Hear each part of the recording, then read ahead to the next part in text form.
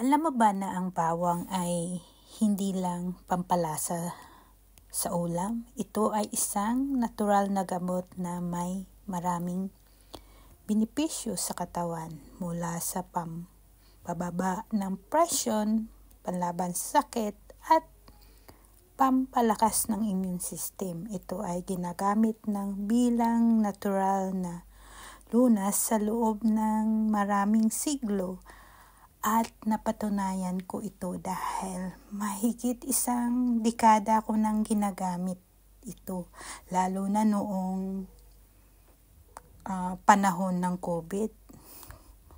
Natatakot rin ako noon, pero napatunayan ko na sa pamagitan ng fermentation process o binuburo ang garlic at honey. Ito ay napakabisa at ito lang ang gamot ng amo ko at hanggang ngayon